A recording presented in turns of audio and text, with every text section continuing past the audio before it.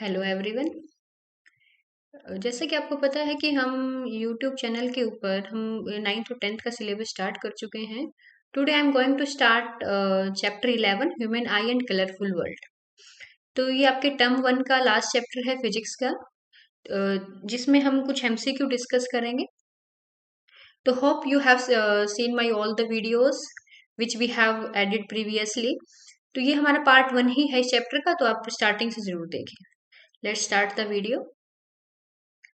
देखो, हम MCQ series ही क्यों स्टार्ट कर रहे हैं, क्योंकि टर्म 1 में आपके एमसीक्यू ही पूछे जाएंगे। तो इसीलिए मैंने कुछ एमसीक्यू लिए हैं, और एमसीक्यू के साथ ही मैं आपको कंसेप्ट भी बताऊंगी। ऐसा नहीं है कि मैंने सिर्फ ऐसे कैसे आपको आंसर टिक करूंगी और आगे चली जाऊंगी, नहीं। मैं आपको एमसीक्यू के साथ उसका कंसेप्ट भी यहीं पर बताऊंगी कि आपको ऑलमोस्ट चीजें क्लियर हो जाए। Let's start the first question.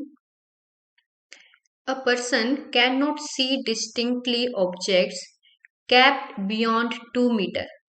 This defect can be corrected by using lens of power.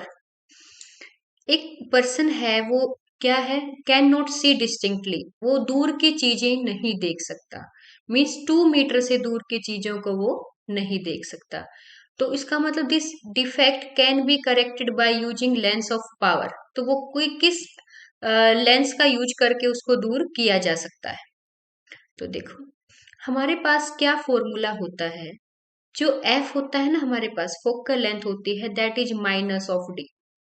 क्या होती है? Minus of D. This is the formula. Minus of D distance of the object.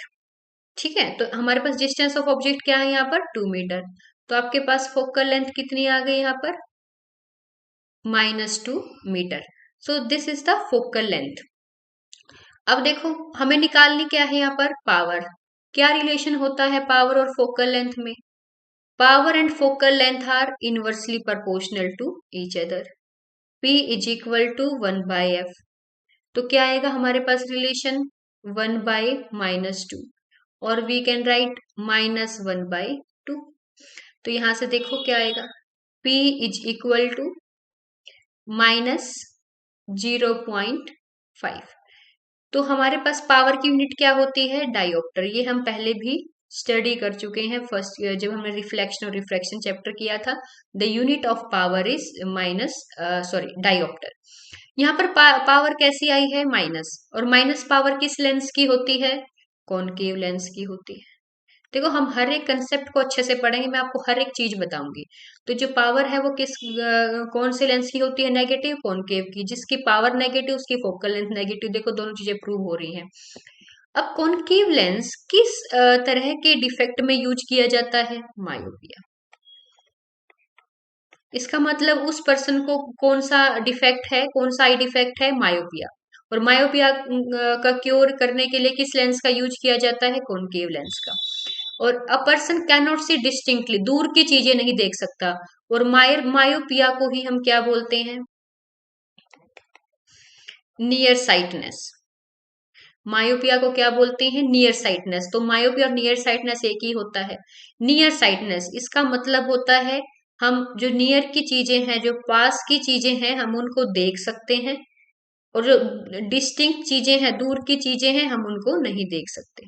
Distinct visible नहीं होती। तो वही इसमें कहा गया है, can not see distinctly object. वो देख नहीं सकता डिस्टिंक्टली ऑब्जेक्ट। डिस्टिंक्टली ऑब्जेक्ट नहीं देख सकता, इसका मतलब वो क्या है? मायोपिया। यहां से भी हमें पता लग रहा है, जब हमने इसको निकाली, इसकी पावर निकाली, तब भी हमें उस चीज का पता लगा। तो नियर साइटनेस का मतलब होता है पास की चीजें देख सकता है, दूर की चीजें नहीं देख सकता। तो here answer is B, -0.5 dioptre.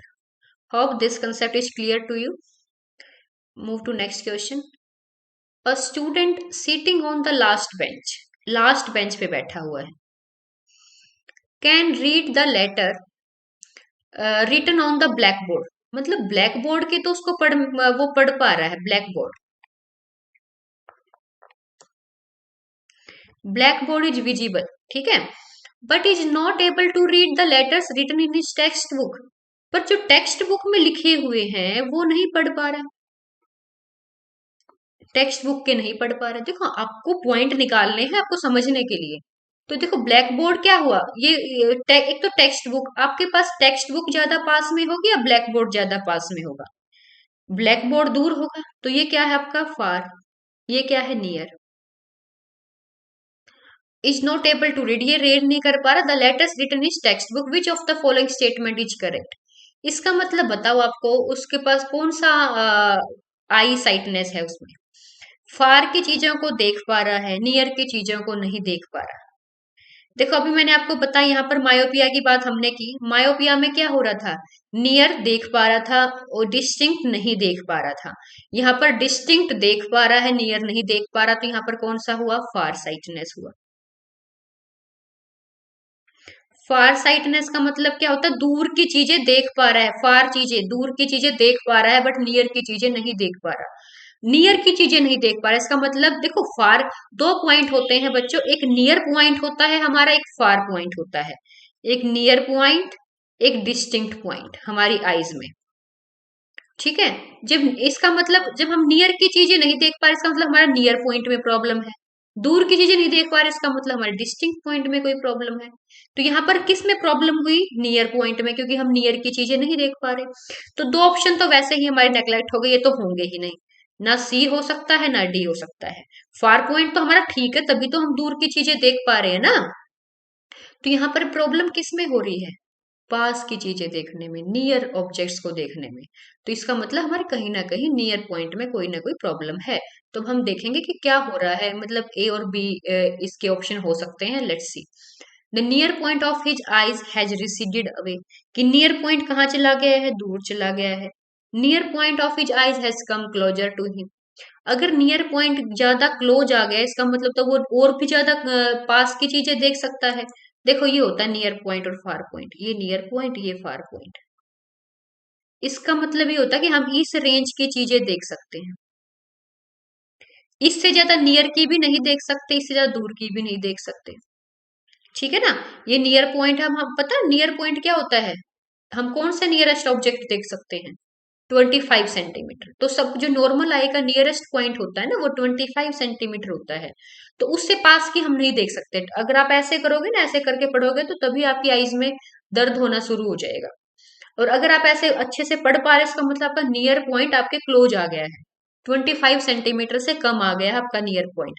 पर वो तो नियर की पॉइंट, नियर चीजों को देख ही नहीं पा रहे, इसका मतलब क्या है, नियर पॉइंट उसका दूर चला गया है। समझ रहे हो ना मेरी बात को। अगर नियर पॉइंट हमारा यहाँ है तो हम यहाँ की चीजें देख पा रहे हैं, अगर दूर चला गया तो हमें दूर की चीजें दिखेंगी, उससे पास की चीजें नहीं दिखेंगी। तो हम कौन सी चीजों को देख सकते हैं, जो नियर पॉइंट और फार पॉइंट के बीच में लाई करती है। तो यहाँ पर करेक्ट ऑप्शन क्या होगा, the near point of his eyes has receded away, दूर चला गया है इसीलिए वो नियर की चीजें नहीं देख पा रहा। तो option A is correct here. Next, at noon the sun appears white as, noon में जो सन है वो बिल्कुल व्हाइट अपीयर होता है, ऐसा क्यों। आपने देखा होगा, आप तीन चीजों को देखो, morning, evening, sorry morning, Noon and evening. आपको अपने आप समझ में आएगा, जब आप तीनों चीजों को ऑब्जर्व करोगे तब आपको समझ में आएगा कि इस टाइम पर सन का कलर कैसा है, इस टाइम पर कैसा है, इस टाइम पर कैसा है। जब सन राइज होता है यहाँ पर क्या होगा, राइज होगा। यहाँ पर क्या होगा, सन सेट होगा। ठीक है। और यहाँ पर क्या होगा, बिल्कुल हमारे ऊपर होगा। ठीक है, 90 डिग्री पे जब हम देखोगे ना आप सन को ऊपर, तो ऑलमोस्ट हमारे बिल्कुल ऊपर होता है, 90 डिग्री पे होता है सन। तो इसमें राइज और सेट के टाइम पर, जब सनराइज होता है सनसेट होता है, उस टाइम पर आपको सन का कलर कैसा दिखता है, रेडिश दिखता है। यहाँ पर भी रेडिश दिखता है और यहाँ पर दिखता है व्हाइट। ठीक है ना। तो इनका रीजन क्या है, जब ये क्वेश्चन आएगा तो मैं इसको एक्सप्लेन करूंगी। अब बात है नून, नून में हमें व्हाइट क्यों दिखता है। देखो सन ऐसे होता है, ये अर्थ है, ये एक पोजीशन है। फॉर एग्जाम्पल यहाँ से राइज हुआ, यहाँ पर सेट हो गया, और ये हमारी नून की पोजीशन है, नून। अब आप खुद ही देख लो, ये डिस्टेंस और ये डिस्टेंस क्या है, ज्यादा है ना, इस कंपैरिजन इस डिस्टेंस के। जब सन बिल्कुल हमारे ऊपर होता है, 90 डिग्री पर होता है, तो जो सन से लाइट रे जा रही है ना, वो बहुत कम स्कैटर होती हैं क्योंकि वो बहुत कम डिस्टेंस ट्रेवल कर रही हैं। जब वो ज्यादा डिस्टेंस ट्रेवल कर रही है तो उनके रास्ते में बहुत सारी चीजें आ रही हैं जो उनको लाइट रेज को स्कैटर कर रही हैं। जब आपका डिस्टेंस कम हो जाएगा तो चीज जो आपके पाथ के अंदर जो भी स्कैटर्ड मटेरियल, जो स्कैटर्ड पार्टिकल्स आए वो भी कम आएंगे, तो जो आपकी लाइट है वो क्या होगी, स्कैटर्ड कम होगी। इसीलिए आपको जैसी लाइट सन दे रहा है वैसी ही आपको दिखेगी। देखो सन ये नहीं देता, रेड और ब्लू नहीं दे रहा, वो तो स्कैटरिंग से हमें कलर मिलते हैं। सन कैसी लाइट देता है, व्हाइट देता है, पर जो स्कैटर होते हैं ना, स्कैटरिंग के बाद जो रेडिश ब्राउन ग्रीन ये सब कलर स्कैटरिंग के बाद आते हैं। तो जब हमारे नून के अंदर जब 90 डिग्री पर होता है तो जो ये पाथ होता है दैट इज स्मॉलेस्ट, क्या है, स्मॉलेस्ट पाथ है। इस टाइम पर जो लाइट रेज है वो स्मॉलेस्ट पाथ ट्रेवल करती हैं। जब वो स्मॉलेस्ट पाथ ट्रेवल करेंगी तो स्मॉलेस्ट पाथ ट्रेवल करने के अंदर जो उनके अंदर स्कैटरिंग होगी वो भी क्या होगी, सबसे कम होगी। तो स्कैटरिंग क्या होगी, लीस्ट, क्योंकि उसने पाथ कम ट्रेवल किया तो स्कैटरिंग भी कम होगी। जब पाथ ज्यादा होगा तो उसके अंदर स्कैटर प्रोड्यूस करने वाले पार्टिकल भी ज्यादा होंगे तो स्कैटरिंग ज्यादा होती है। तो यहाँ पर हमारे पास क्या होगा नून में, due to small path the scattering is least. तो पढ़ते हैं, first scattering is least, light is least scattered, ठीक है। All the colours of white light are scattered away, नहीं ये तो गलत है। Blue colours is scattered the most, ये तो देखो ये कलर ये रीजन तो सारे ठीक है, बट इसका रीजन ये नहीं है कि blue colour is scattered the most. Blue colour scattered the most नहीं होता, सबसे ज्यादा स्कैटर्ड होता है वॉयलेट कलर, फिर इंडिगो कलर, फिर ब्लू कलर। ठीक है, पर ये इतने ज्यादा स्कैटर हो जाते हैं हमें दिखते नहीं, इसलिए स्काई ब्लू दिखता है। ठीक है, रीजन तो ये ठीक है हमारा, पर ये इस at noon the sun appears white, इसका रीजन ये नहीं है। Red colour is scattered the most, ये तो बिल्कुल ही गलत है। रेड तो सबसे कम स्कैटर होता है, तो यहाँ पर इसका रीजन क्या है, सन अपीयर्स व्हाइट का रीजन है लाइट इज लीस्ट स्कैटर्ड, क्योंकि वहां पर डिस्टेंस क्या है, smallest distance. Clear, smallest distance के ड्यू टू हमारी स्कैटरिंग भी क्या है, least. Next question, which of the following phenomena of light are involve in the formation of rainbow. सबने रेनबो देखा ही होगा ना, रेनबो क्या होता है, क्या होता है रेनबो, कब दिखता है आपको रेनबो। देखो जब आ,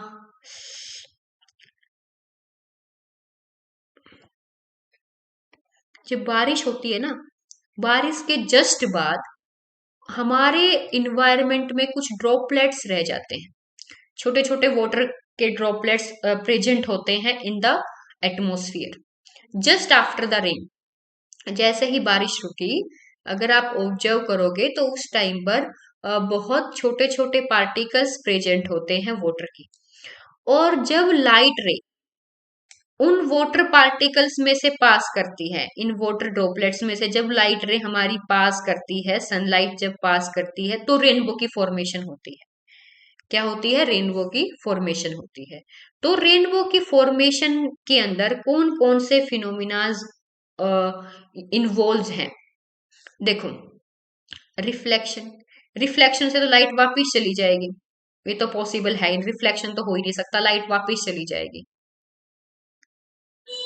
सेकंड है refraction, dispersion and total internal reflection, बिल्कुल ठीक बात है।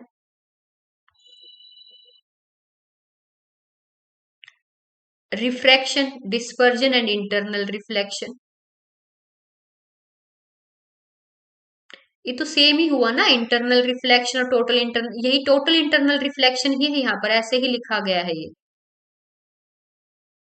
ठीक है ना, ये इंटरनल, उसको इंटरनल रिफ्लेक्शन और टोटल इंटरनल रिफ्लेक्शन ही होता है, वो इंटरनल रिफ्लेक्शन कुछ नहीं होता कि यहाँ से आई यहाँ पर जा करके जब क्रिटिकल एंगल से ज्यादा होता है तो वो लाइट क्या है, रिफ्लेक्ट हो जाती है उसी मीडियम में, that is called total internal reflection. तो ये तो हमारे क्या हुए, पॉइंट सेम ही हुए दोनों। ठीक है, डिस्पर्जन स्कैटरिंग, नो स्कैटरिंग तो होती ही नहीं है उसके अंदर। स्कैटरिंग तो क्या होती है, स्कैटरिंग तो कलर आते हैं, कि भाई जो व्हाइट लाइट है सिर्फ कुछ कलर स्कैटर हो गया, जैसे हमें लीव्स हैं ग्रीन क्यों दिखती हैं, वो स्कैटरिंग का रीजन होता है। तो इसके अंदर हमारे पास स्कैटरिंग नहीं होती। तो हम यहाँ पर ये गलत है, कुछ ये दोनों ऑप्शंस में से कोई भी हम टिक कर सकते हैं। ठीक है, वो टोटल इंटरनल रिफ्लेक्शन ही होती है वहां पर। तो रिफ्रैक्शन का सबको पता है, हम पढ़ चुके हैं। डिस्पर्जन क्या होता है? Dispersion, white white light into 7 colours. और हमें कितने कलर्स शो होते हैं रेनबो में? 7 कलर्स शो होते हैं ना। तो क्या हुआ यहाँ पर हमारे पास डिस्पर्जन हुआ, और इंटरनल रिफ्लेक्शन भी हो रहा है कि इसी ड्रॉपलेट से वे बार बार रिफ्लेक्ट हो रही है लाइट रे। क्या हो रही है? बार बार रिफ्लेक्ट हो रही है इसी के अंदर। सो यहाँ पर कौन कौन से फिनोमिना होते हैं? रिफ्रैक्शन होता है, डिस्पर्जन होता है, एंड टोटल इंटरनल रिफ्लेक्शन भी होता है। Clear the point? तो यहाँ पर हम कोई भी ऑप्शन यहाँ पर टिक कर सकते हैं। Next, twinkling of stars is due to. ये ट्विंकलिंग ऑफ स्टार्स हमें क्यों शो होता है? जो स्टार्स है वो ट्विंकल करते हुए क्या क्यों नजर आते हैं? देखा होगा ना, ट्विंकलिंग का मतलब होता है क्या? ट्विंकलिंग का सबने पढ़ी होगी, ट्विंकल ट्विंकल लिटिल स्टार, है ना। सबसे पहले यही पढ़ते हैं हम स्टार्टिंग में। तो होता क्या है? टिमटिमाना। ट्विंकलिंग का मतलब होता है, ट्विंकल का मतलब टिमटिमाना। जो हमारे स्टार्स हैं टिमटिमाते हैं, मतलब कभी दिखे कभी नहीं, ऐसे ऐसे, कभी चमकीला दिख रहा है कभी नहीं, तो टिमटिमाना होता है इसका मतलब। वो ऐसा क्यों होता है? हमें ट्विंकलिंग ऑफ स्टार्स क्यों शो होता है? देखो, स्टार अपनी ही पोजीशन पे है, वो कहीं नहीं गया। स्टार अभी भी वही है, जब हमें नहीं दिख रहा जिस सेकंड, वो तभी भी वही है जब ट्विंकलिंग करता हुआ नजर आ रहा है हमें। वो उसी पोजीशन पर है, तो ट्विंकलिंग क्यों नजर आती है? पहला ऑप्शन देखते हैं, dispersion of light by water droplet. इससे तो कलर दिखेंगे आपको। जब डिस्पर्जन होगा लाइट का वाटर ड्रॉपलेट में तो रेनबो बनता है, और रेनबो में तो कलर दिखते हैं। ठीक है ना, डिस्पर्जन से तो क्या आते हैं? कलर आते हैं, तो ये तो ऑप्शन होगा नहीं। Next, refraction of light by different layers of varying refractive indexes. हाँ, ये हो सकता है। अब नेक्स्ट देखते हैं, scattering of light by dust particles. इससे तो कलर आते हैं, ट्विंकलिंग नहीं होती। ये भी नहीं हो सकता। Internal reflection of light bye clouds. Internal reflection of light bye clouds. Internal reflection से भी नहीं, टिमटिमाना नहीं होता। इंटरनल रिफ्लेक्शन से तो हमारे पास वो बनती है, रेनबो ही बनता है। तो ये भी नहीं होगा।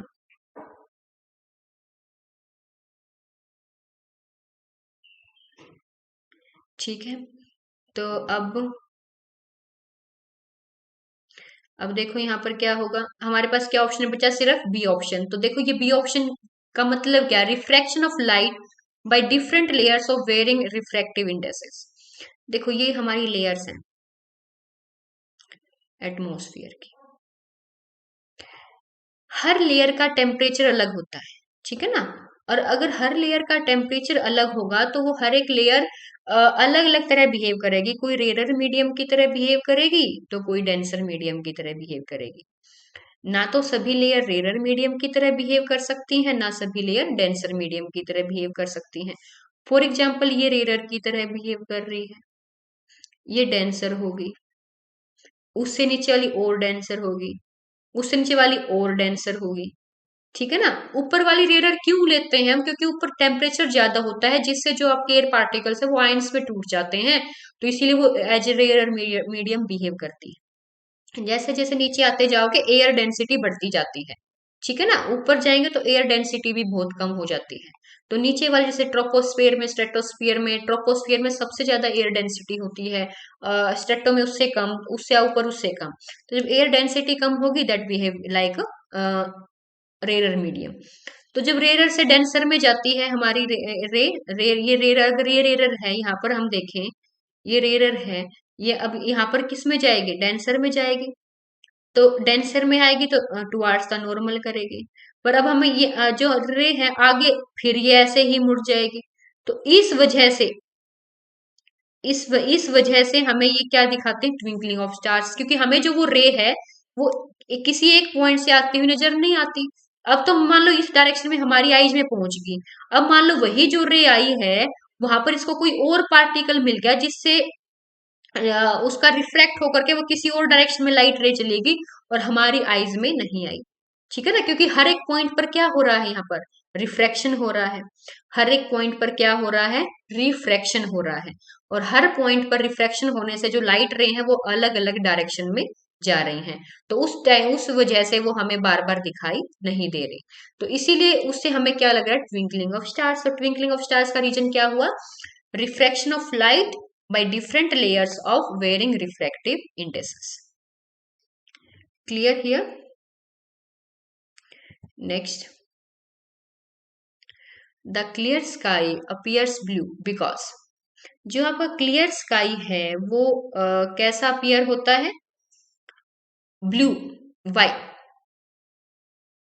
सबको पता है ना, जो क्लियर स्काई है, जब बिल्कुल क्लियर होता है, कोई बारिश का मौसम नहीं, कुछ नहीं, कोई आंधी नहीं, कोई तूफान नहीं, तो आपको कैसा अपीयर होता है, ब्लू। Clear sky blue. जब स्काई क्लियर होगा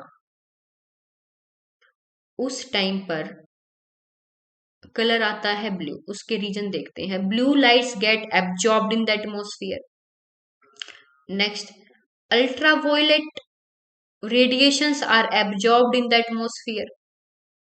Violet and blue lights get scattered more than lights of all other colors by the atmosphere. Lights of all other colors is scattered more than the violet and blue color lights by the atmosphere. देखो मैं आपको ना dispersion बताती हूँ, dispersion क्या होता है, उससे आप इसका आंसर दे पाओगे। डिस्पर्जन होता है व्हाइट लाइट का ब्रेक होना 7 कलर्स में, व्हाइट लाइट इनटू 7 कलर्स। और इससे हमें एक सीरीज मिलती है विबग्योर।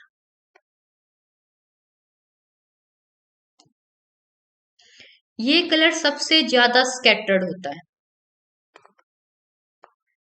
मोस्ट, और ये होता है लीस्ट स्कैटर्ड। समझ में आया? जो हमारा वॉयलेट कलर है दैट इज मोस्ट स्कैटर्ड, और जो हमारे पास रेड कलर है दैट इज लीस्ट स्कैटर्ड। अब देखो हमें कलर कौन सा दिखेगा, जो स्कैटर्ड होगा वही तो कलर हमें दिखेगा ना। स्कैटर्ड मतलब फैल जाना। तो अब जो कलर स्कैटर्ड होगा वही हमें स्काई में दिखेगा। अब आप बोलोगे मैं वॉयलेट क्यों नहीं दिखता, भाई वॉयलेट कलर इतना ज्यादा स्कैटर हो जाता है कि वो वहां पर मतलब हमें दिखाई नहीं पड़ता। स्कैटर तो सारे हो रहे हैं, देखो इनमें से लिटिल बिट तो रेड भी हो रहा है, ये सारे ही कलर स्कैटर हो रहे हैं। पर violet and indigo colour are scattered most, इसीलिए हम उनको नहीं देख सकते, वो हमें दिखाई नहीं पड़ते। उसके बाद है ब्लू। तो अब ब्लू है जो वही हमें दिखाई देता है, ब्लू कलर हमें दिखाई देता है, ये स्कैटर होता है और उससे ज्यादा, पर वॉयलेट और इंडिगो से कम, but that is visible to us. Okay, and second thing एक और होती है, जो हमारी आईज हैं that is very sensitive for blue and green. इसके दो रीजन हम देते हैं। एक तो जो इस सबसे ज्यादा स्कैटर्ड तो हमारा वॉयलेट कलर है, बट फिर भी हमें जो स्काई है वो ब्लू कलर का दिखता है। ऐसा क्यों है, क्योंकि जो वॉयलेट और इंडिगो कलर है वो तो बहुत ज्यादा स्कैटर हो जाते हैं, जिस वजह से वो हमारी आईज में नहीं आते, हमें नहीं दिखते। ब्लू, उसके बाद है ब्लू कलर। तो हमें जो ब्लू कलर है दैट इज विजिबल टू अस।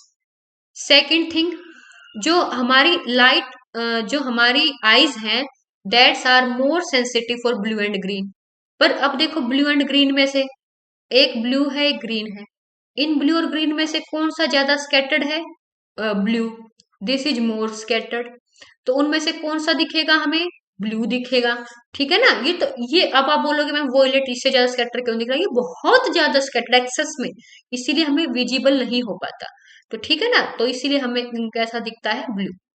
तो अब कौन सा रीजन होगा, violet and blue lights get scattered more than lights of all other colours by the atmosphere. इसका एक रीजन और भी होता है। देख अब आपने जब एटमॉस्फेरिक रिफ्लेक्शन पढ़ा होगा तब आपने ये चीज भी पढ़ी होगी। स्कैटरिंग के लिए जो पार्टिकल्स होता है ना, जो पार्टिकल्स का साइज है, जो हमारे इन पार्टिकल्स का साइज है that should be comparable to wavelength, wavelength of colour.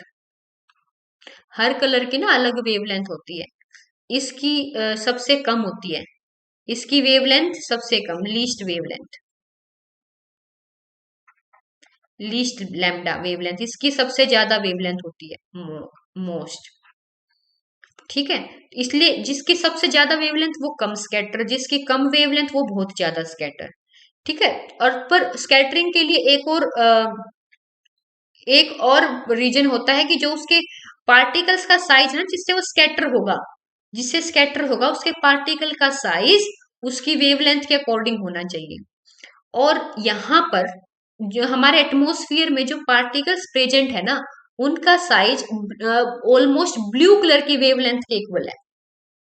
ठीक है, जो हमारे इन्वायरमेंट में, हमारे एटमॉस्फेयर में जो पार्टिकल्स प्रेजेंट है like water droplets, like other particles, ठीक है ना, जो भी हमारे छोटे छोटे पार्टिकल्स प्रेजेंट हैं हमारे एटमॉस्फेयर में, उनका जो साइज है वो ब्लू कलर की वेवलेंथ के इक्वल है। इसलिए जो ब्लू कलर है वो बहुत ज्यादा स्कैटर होता है, इस और हमें कैसा दिखता है स्काई, ब्लू कलर का। आई होप कि आपको ये सारी चीजें क्लियर हो गई होंगी। इससे आप ये नहीं कि इस क्वेश्चन के लिए, और भी देखो क्वेश्चन ऐसा नहीं होता एमसीक्यू में कि आपको सेम क्वेश्चन ही आपको एग्जाम में मिले, आपको यहाँ से ट्रांसफॉर्म करके किसी भी अलग तरह से भी इस क्वेश्चन को पूछा जा सकता है। मैं ये सब चीजें आपको क्यों बता रही हूँ कि आप अदर क्वेश्चंस का भी आंसर देख कर पाए। Okay, move to next one, the danger signals, danger signals.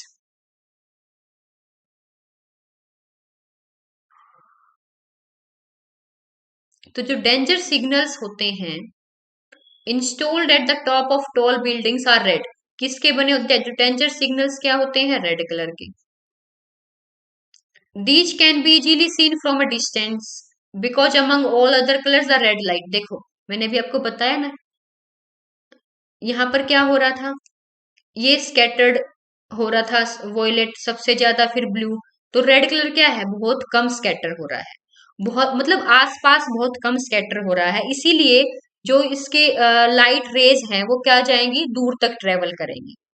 ठीक है, तो इसकी जो लाइट रेज है वो कहाँ तक ट्रेवल करेंगे? दूर तक, क्योंकि इसमें स्कैटरिंग क्या हो रही है? कम हो रही है। ठीक है, इसीलिए ये कलर क्या है? दूर से दिख जाता है। मैंने आपको यहाँ बताया लीस्ट स्कैटर्ड, क्योंकि इसका वेवलेंथ क्या है? ज्यादा। तो यही आंसर, सब चीजों के आप आंसर यहाँ से दे सकते हो। तो दूर से क्यों दिखती हैं इसकी जो लाइट रेज है? वो लाइट रेज इसीलिए दिखती हैं दूर से, क्योंकि वो जो स्कैटरिंग होती है उसके अंदर बहुत कम होती है। इट स्कैटर्ड द मोस्ट नहीं, मोस्ट तो वोयलेट होता है। स्कैटर्ड द लीस्ट, हाँ, it is least scattered, least scattered. ठीक है ना, लीस्ट स्कैटर्ड है, तो इसीलिए जो ये डिस्टेंस है वो ज्यादा ट्रेवल कर सकता है, least due to least scattered. इसलिए दूर से हम इस कलर को, रेड कलर को देख सकते हैं। देखो आपको जो वॉयलेट है वो दूर से क्यों नहीं दिखता? मैंने आपको बताया ना, वॉयलेट कलर नहीं दिखता क्योंकि वो बहुत ज्यादा स्कैटर हो चुका है, वो अपने ही आसपास बहुत ज्यादा स्कैटर हो चुका है, उसने इस डायरेक्शन में डिस्टेंस ट्रेवल कर लिया, वहीं पर स्कैटर हो गया, वो हम तक, हमारी आईज तक पहुंच ही नहीं रहा वो colour, due to more scattering, बहुत ज्यादा स्कैटर हो गया। जो रेड कलर है वो बहुत कम स्कैटर होता है, इसीलिए वो ज्यादा डिस्टेंस ट्रेवल कर सकता है। Like best example, like laser और सिंपल बल्ब, जो आप यूज करते हो ना, सिंपल बल्ब आपके घर में, और एक लेजर, आप बताओ कौन सी लाइट ज्यादा दूर तक जाती है? लेजर, या जो ये बल्ब ग्लो करता है आपके रूम में वो? लेजर। क्यों? लेजर की जो लाइट होती है ना, वो मोनोक्रोमेटिक होती है, सिंगल वेवलेंथ की होती है, जो स्कैटर नहीं होती और ज्यादा डिस्टेंस ट्रेवल करती है। ठीक है, तो इसको आप उस तरीके से भी याद कर सकते हो। Is absorb the most by smoke और फॉग, नहीं। मूव फास्टेस्ट इन एयर, ये कोई रीजन नहीं है इसका। तो is scattered the least by smoke और fog. Hope you understood. Next, which of the following phenomena contribute significantly to the reddish appearance of the sun at sunrise और sunset? देखो ये मैंने पहले भी आपको एक्सप्लेन किया है, सनराइज और सनसेट में क्या होता है। बताओ, which of the following phenomena contribute significantly to the reddish appearance of the sun at sunrise और sunset?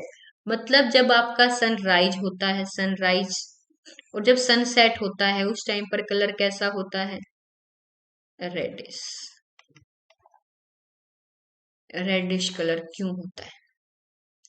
Dispersion of light, scattering of light, या total internal reflection of light, या reflection of light from the earth. बताओ क्या होता है, इसका reason क्या होगा? मैंने आपको समझाया है।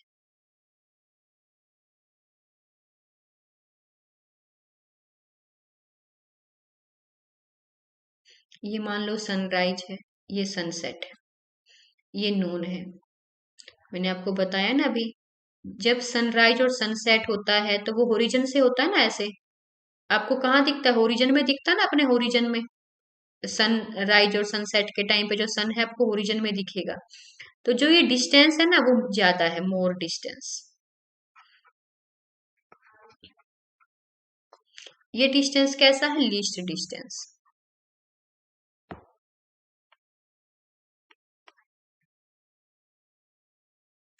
क्लियर? तो अब आपको यहाँ पर हमें क्या देखना है? हमें ये देखना है कि भाई हमारा जो सन है वो क्या कितना डिस्टेंस ट्रेवल कर रहा है। देखो जब लीस्ट डिस्टेंस था तो कलर कैसा है? व्हाइट। एज इट इज, जैसी लाइट हमारा सन दे रहा है वैसी हम तक पहुंच रही है। सन कैसी लाइट देता है? व्हाइट। वो तो हमें डिस्पर्जन से और स्कैटरिंग के ड्यू टू कलर दिखते हैं, पर सन से जो लाइट आती है व्हाइट कलर की होती है। तो वो लीस्ट डिस्टेंस ट्रेवल कर रहा है, लीस्ट स्कैटरिंग हो रही है यहाँ पर, लीस्ट डिस्टेंस के ड्यू टू लीस्ट स्कैटरिंग हो रही है, जिससे सेम लाइट हमें मिल रही है। पर यहाँ पर बहुत ज्यादा डिस्टेंस ट्रेवल कर रहा है एज कंपेयर टू नो। जब डिस्टेंस ज्यादा ट्रेवल कर रहा है तो मोर स्कैटरिंग।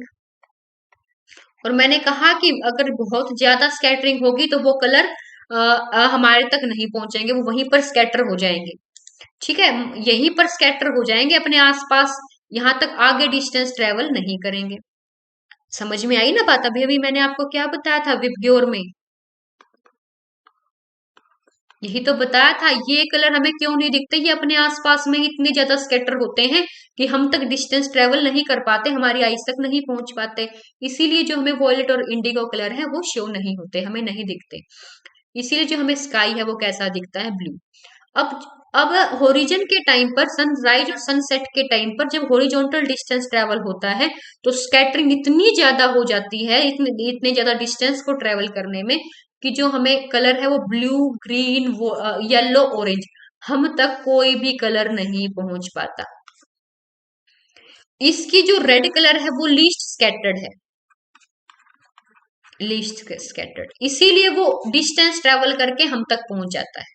ठीक है ना? सिर्फ रेड कलर ही हम तक पहुंच पाता है, others colours get scattered near by edge. तो इसीलिए जब सनसेट और सनराइज होता है हमें कलर कैसा कैसा कलर दिखता है? बताओ कैसा कलर दिखेगा हमें? रेड कलर, क्योंकि red colour is least scattered, due to least scattering red colour appears. तो सनराइज और सनसेट के ऊपर रेड कलर दिखता है due to scattering of light. Let's move to next. The bluish color of water in deep sea is due to the presence of algae and other plants found in water. No.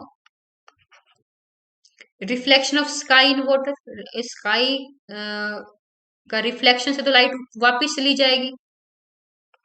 Scattering of light, yes, colour तो scattering of light से होते हैं। Absorption of light by sea, no. तो आपने सब समझा ना, सभी जो फिनोमिना है लाइट के कलर के वो किसके ड्यू टू होते हैं? स्कैटरिंग ऑफ लाइट के ड्यू टू। तो here what will be the answer? Scattering of light. Okay the children, हमने यहाँ पर बहुत सारे एमसीक्यू को डिस्कस किया। तो अभी हमने यहाँ पर क्या फिनोमिना यहाँ पर क्या इंपॉर्टेंट चीज हमने पढ़ी? हमने इंपॉर्टेंट चीज पढ़ी कि हमारे पास जो सारे कलर्स होंगे different different, that will be due to scattering of light. Clear the point? That will be due to scattering of light. And white light को ब्रेक होना 7 कलर्स में, that is called dispersion. And colours we found due to scattering of light.